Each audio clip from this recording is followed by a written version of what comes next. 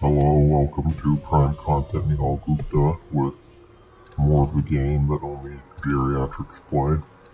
So today we're going to examine a particular line in the French defense. So it starts with e4, e6, as always, knight f3. They don't go d4, move 2 in order to enter this gambit. You go d5, they go e5 in order to avoid the exchange. Then black goes c5, trying to capture the center, and instead of any kind of strange d4 maneuvers, they play this goofy looking b4 move, which, it's a thing you can play. A lot of master level games in this gambit, so it's not terrible, but, it's not all that if you know how to play against it, and that's the point of this video. Of course, it's a gambit, so you take, and then they play a3. But here, you don't want to take, because if you just take, then they'll get some kind of free developing move in, and you don't really want that, so you play this critical queen a5. If you remember the queen a5, there's not really any danger remaining in this position, objectively speaking.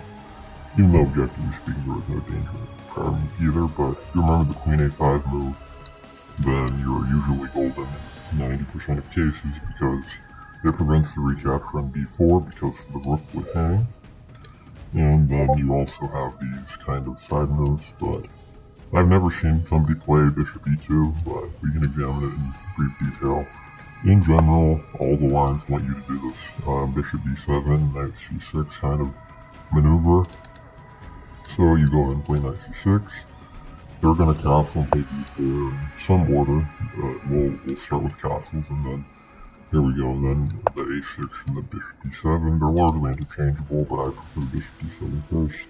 I haven't really examined the knight h6 lines, but they're also probably fine, but we're going to go with the principal thing is a lot of the lines have bishop d7, and then they will go d4 almost invariably. And here, there's basically no real danger in the position anymore. You're just going to play in b5, you're probably going to move the queen back at some point. Let them recapture, you're going to recapture, and you'll be up a healthy pawn with no real weaknesses in your position. Now if we go back a little bit, here we see a lot more, at least in my experience, of the d4 move, which is pretty straightforward. They want to protect their center, they want to strengthen their center, and they want to put the bishop on d2 to try and pin the pawn. But as always, we just do the same thing as before. They're going to put their bishops on d2, d3, and try to castle, and try to claim that there's something about your queen side that's bad, but the reality of the situation is that there's really nothing if you know what you're doing. So you play knight c6, they're probably going to go bishop d2 first, and then you go bishop d7.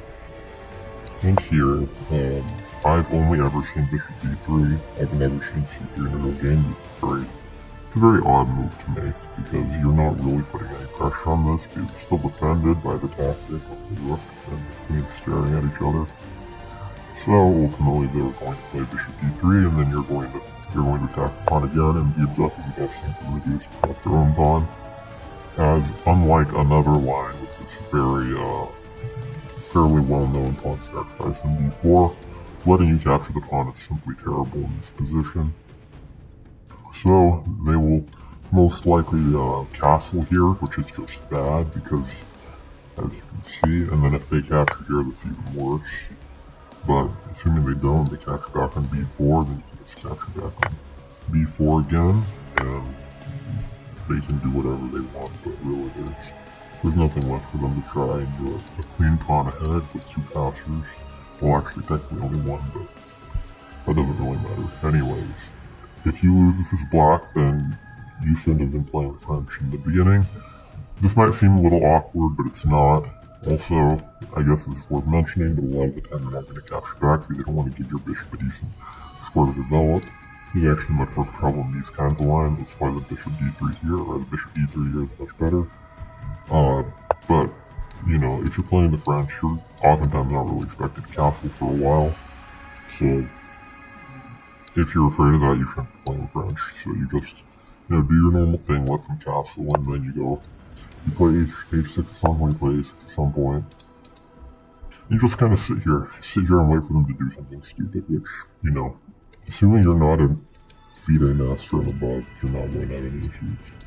So yes, thank you for watching. Thanks to my friend Nahal for allowing me to record on his channel, and please subscribe and like if you like this content. Thank you.